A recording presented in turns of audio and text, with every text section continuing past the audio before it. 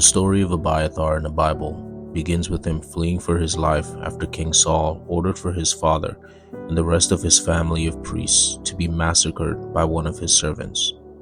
You might be asking, why did King Saul order such a horrific act of violence?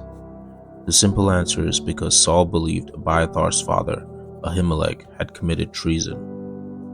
David had been on the run from Saul and ended up in the priestly town of Nob, near Jerusalem. There, the priest Ahimelech, Abiathar's father, gave David some holy bread to eat and a sword to defend himself. This aid was simply unacceptable to Saul, as he had felt a sense of betrayal, saying, "Why have you conspired against me, you with Jesse's son, giving him food and a sword, and questioning God for him, so that he is now against me, waiting in ambush?" Therefore, at the hand of Saul, 85 priests and the rest of the city of Nob were killed, including the men, women, children, and animals. Miraculously, Abiathar escapes the massacre and joins David, who promises him protection. Abiathar will then serve an important role for the future king and his men, both during their escape from Saul and when David's kingdom was firmly planted.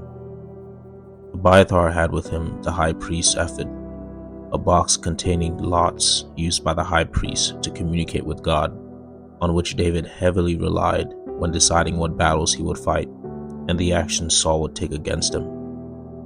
With the use of the ephod, God had given David the upper hand in many situations, from the confrontation in the town of Keilah against the Philistines to the battle against the Amalekites.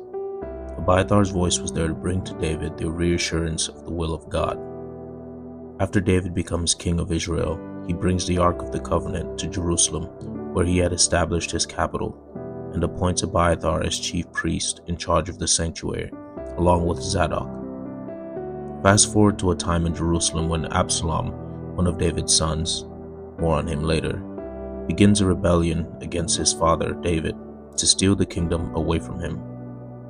This rebellion causes David to withdraw from Jerusalem and escape for his life. Abiathar, who was instructed by David to remain in the city, would again provide instrumental service to the king.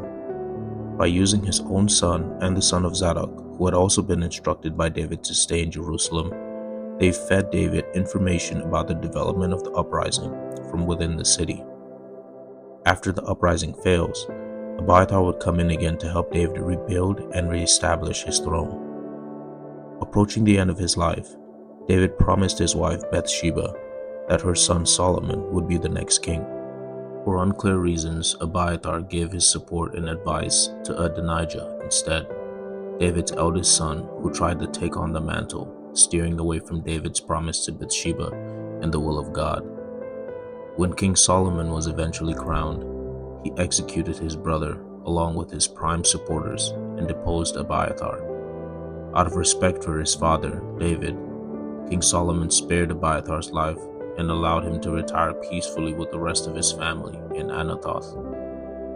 This is the story of Abiathar, who fulfilled an earlier prophecy to be the last of the descendants of Eli to serve as the high priest of Israel.